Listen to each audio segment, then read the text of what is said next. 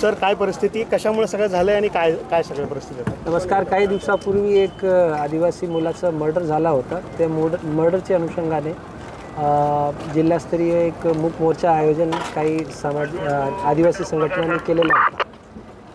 त्या मोर्चामध्ये जे काही चार्जडअप मुलं होते आणि काही असामाजिक तत्त्व होते, त्यांनी निवेदन दिल्यानंतर जे शासकीय कार्यालयाचे प्रेमाइसेसमधली जे काही गाडी होती ते तोडफोड करण्याचा प्रयत्न केला.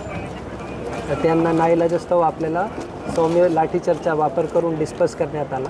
त्यानंतर जे रिटर्निंग क्राऊड होती त्यांनी दगडफेक केली आणि त्यांनासुद्धा आता डिस्पर्स करण्यात आला. शहरामध्ये सध्या शांतता आहे आणि पोलीस पेट्रोलिंग सुरू आहे.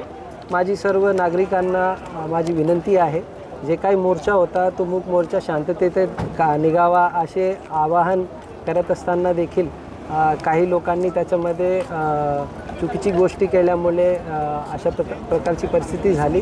तर सर्व नागरिकांना माझी आवाहन आहे, पोलीस प्रशासनाने त्या तपासामध्ये सुद्धा काम केलेलं आहे आणि आत्तासुद्धा पोलीस प्रशासन सर्व जे काही परिस्थिती आहे त्याला हाताळत आहे. कोणी अफवावर विश्वास ठेवू नये आणि कुठल्याही प्रकारची गैरकायदेशीर गोष्टी किंवा कायदा हातात घेऊ अशा प्रकारची कोणी कृती करू नये, अन्यथा त्यांच्यावर कडक कारवाई करण्यात येईल. सर धन्यवाद. किती जखमी आहे सगळ्या घटनेमध्ये? आत्ता सांगणं थोडंसं कठीण आहे, कारण वेगवेगळे जवळपास 15,000 ते 20,000चा मॉब होता आणि त्याच्यामध्ये काही असामाजिक तत्त्व होते. आता त्याच्यामध्ये एक स्टॉक रिव्ह्यू घेऊन आम्ही आपल्याला सांगू.